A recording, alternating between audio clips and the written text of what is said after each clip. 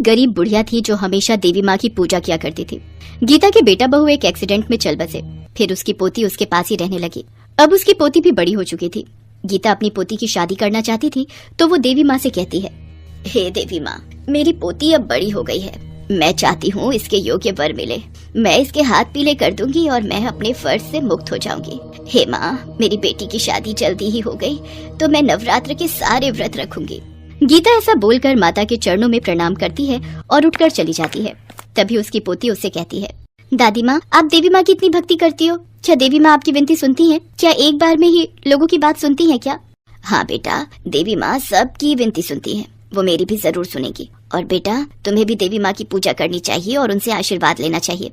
दादी माँ, मैं तो नहीं जानती कि देवी माँ सबकी सुनती है या नहीं, पर अगर आपका उन पर इतना अटूट विश्वास है तो मैं भी उनकी पूजा जरूर करूंगी। बहुत अच्छे मेरे बच्चे, तो अब देखना देवी माँ तुम्हारे जीवन को कितना सुंदर बना देंगी और जल्द ही एक योग्य वर से तुम्हारी शादी करवा देंगी। ऐसा कहकर गीता सो जाती है। तभी रात में उसे यमदूत जी दिखाई देते हैं और गीता से बोलते हैं, गीता, चलो मेरे साथ, हम तुम्हें लेने आए हैं। आप कौन हैं? मुझे अपने साथ क्यों लेकर जाना चाहते हो? हम यमदूत हैं और हमें यमराज जी ने तुम्हारे प्राण लेने के लिए भेजा है। अब तुम्हारा समय पूरा हो चुका है, इसलिए हम तुम्हें लेने आए हैं। यमदूत जी, ऐसा न कहें, मेरी पोती विवाह योग्य है और उसका इस दुनिया में मेरे अलावा कोई नहीं है।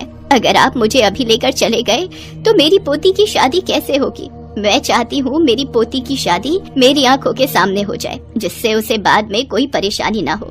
हम यमदूत हैं और हमारे महाराज यमराज जी का आदेश है कि तुम्हारे प्राणों को हर लिया जाए और तुम्हें हमारे साथ चलना ही होगा। हम कुछ नहीं सुनना चाहते। वैसे भी यमराज जी के फैसले के विरुद्ध हम नहीं जा सकते। मैं तुम्हारे साथ अभी नहीं जा सकती, मुझे मेरे फर्ज पूरे करने हैं। तुम्हें मेरे साथ चलना ही होगा, या तो प्यार से, अन्यथा जबरदस्ती। नहीं नहीं, महाकाली मेरी रक्षा करो। आप तो जानती हो मेरी पोती का मेरे अलावा कोई नहीं है। मुझे मौत से डर नहीं लगता, लेकिन मेरे मरने के बाद मेरी पोती का क्या होगा? हे देवी माँ, मेरी रक्षा करो। गीता, हमारी बात मान लो, हम कल के दूत हैं, तुम्हें हमारे साथ चलना होगा। अगर तुम काल के दूत हो तो मैं भी महाकाली की पुजारन हूँ, जो काल से भी बड़ी है, और तुम देख लेना वो मेरी रक्षा अवश्य करेंगी। ठीक है, अगर तुम चाहती हो तो हम तुम्हारे साथ जबरदस्ती करें तो ये भी सही है, पर हम अपने प्रभु का कहना अवश्य ही मानेंगे। फिर यमदूत बुढ़िया को छूते हैं। उन्हें एक जोर का झटका लगता है। अरे ये कैसा झटका था? आज तक हमने इतने लोगों के प्राण हरे हैं, लेकिन कभी ऐसा नहीं हुआ। आखिर ये सब कैसे हो रहा है? तभी महाकाली की आवाज यमदूत के कानों में पड़ती है। यमदूत, मैं तुम्हें आदेश देती हूँ कि तुम अभी गीता के प्राणों को नहीं हरोगे। जब मेरा आदेश होगा तब तुम गीता के प्राणों को ले जाना, पर तब तक तुम इसको कोई नुकसान नहीं पहुँचाओगे। तुम कौन हो जो हमें ऐसे आदेश दे रही हो? हम सिर्फ अपने प्रभु यमराज का आदेश मानते हैं, उनके अलावा किसी का नहीं मानते। मैं ही दुर्गा हूँ, मैं ही काली, मैं ही महाकाली हूँ। मैं महाकाल से परे हूँ, मैं ही सर्वप्रथम शक्तिशाली हूँ। ये सुनकर यमदूत समझ जाते हैं और वो हाथ जोड़कर बोलते हैं, मुझे क्षमा करें माता, मैं आपको पहचान नहीं पाया। जय महाकाली। इतना कहकर यमदूत वहाँ से यमराज जी के पास चले जाते हैं। यमदूत, मैंने तुमसे कहा था कि उस बुढ़िया के प्राण लेकर आ जाना, पर तुम तो खाली हाथ ही आ गए। अब तुम अपने प्रभु का आदेश नहीं मानते, तुम उसके प्राण क्यों नहीं लेकर आए? हम गए थे महाराज, पर महाकाली का आदेश था जब तक उस बुढ़िया के प्राणों को न हरे जाए, जब तक महाकाली आदेश न करे। ऐसा कैसे हो सकता है? कोई भी देवी देवता मेरे कार्य के विरुद्ध नहीं जाते, न ही कोई बाधा डालते हैं। तो फिर इस बार महाकाली ऐसा क्यों कर रही है यमदूत? पता नहीं महाराज, लेकिन हम महाकाली के आदेश के विरुद्ध नहीं जा सकते, इसलिए हम वापस आ गए हैं। ठीक है, हम स्वयं ही उस बुढ़िया के प्राण लेने जाते हैं। देखते हैं महाकाली हमें कैसे रोकती हैं।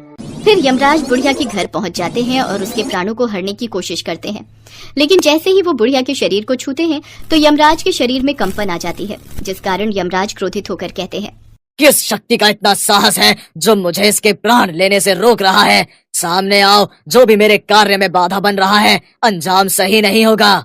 हे यमदेव, आप भूल रहे हो कि मैंने आपके यमदूत को कहा था, जब तक मेरा आदेश ना हो आप इस बुढ़िया के प्राण नहीं हरोगे। पर महाकाली, ये होनी है, ये तो होकर ही रहेगी। इसे तो कोई नहीं टाल सकता। इसे ना तो आप टाल सकती हैं, ना तो मैं। यही विधि का विधान है। फिर यमराज बुढ़िया के दोबारा प्राण छीनने की कोशिश करते हैं तो महाकाली गुस्से में आ जाती है और यमराज जी के शरीर को बहुत छोटा बना देती है। ये देखकर यमराज जी बहुत घबरा जाते हैं। और गायब होकर ब्रह्मदेव के पास पहुंचते हैं और बीती हुई घटना ब्रह्मदेव को बताते हैं। आप जानते हैं माँ दुर्गा समस्त शक्ति हैं और समस्त शक्ति की संरचना भी वही है। अगर आपको पहले की तरह होना है और महाकाली के इस बंधन से मुक्ति पानी है तो आपको माँ दुर्गा का ध्यान करना होगा, वही आपको इससे मुक्ति करा सकती हैं। ठीक है ब्रह्मा जी, आप जैसा कहेंगे हम वैसा ही करेंगे। हम दुर्गा माता का ध्यान करेंगे और उनको प्रसन्न करेंगे। यमराज जी, कल से नवरात्रि शुरू होने वाले हैं। देवी माँ को खुश करने के लिए ये 9 दिन बहुत महत्वपूर्ण हैं। आप माँ दुर्गा का 9 रूपों की आराधना करो। माँ आपके कष्टों का निवारण अवश्य करेंगी। फिर यमराज जी माँ दुर्गा के नवरात्रों को रखना शुरू करते हैं। उधर गीता भी सुबह उठती है और बोलती है, क्या सच में कल रात यमदूत मेरे प्राणों को लेने आए थे? पर अगर वो सच में थे तो बिना मेरे प्राण लिए वापस कैसे चले गए? जो भी हो, ये सब मेरी महाकाली का चमत्कार है। फिर गीता भी बड़ी श्रद्धा से महाकाली के नवरात्र के व्रत पूर्ण करती है। यमराज जी के नवरात्रि पूरे होते ही दुर्गा माँ उनके सामने प्रकट होती है। यमराज जी, मैं तुम्हारी आराधना से प्रसन्न हूँ। बताओ तुम्हें क्या वरदान चाहिए? माँ, मुझे मेरा पहले जैसा ही शरीर चाहिए। मैंने अज्ञानता में गलती कर दी, मुझे क्षमा कर दे माँ महाकाली। मैं महाकाली की शक्ति को पहचान नहीं पाया। हे माँ, मुझे क्षमा करें। यमराज जी, महाकाली मेरा ही एक स्वरूप है। महाकाली की शक्ति के सामने महादेव भी नमन करते हैं। पर यमराज जी, मैं आपका पश्चाताप देखकर आपकी भूल को क्षमा करती हूँ और आपको आदेश देती हूँ कि जब तक बुढ़िया की पोती की शादी नहीं हो जाती तुम उसके प्राणों को नहीं हरोगे। फिर महाकाली माँ दुर्गा की बात मानकर यमराज जी को पहले जैसा बना देती है। फिर कुछ ही दिनों में बुढ़िया को एक अचानक वर मिल जाता है और वो अपनी पोती की शादी कर देती है। फिर यमराज जी बुढ़िया के सामने प्रकट होते हैं। गीता, तुम्हें हमारे साथ चलना होगा। यमराज जी, अब मुझे चलने में कोई संकोच नहीं है। जय महाकाली। मैं जानती हूँ आपने उस वक्त मेरे प्राणों की रक्षा की थी। आप अपने समस्त भक्तों पर ऐसे ही कृपा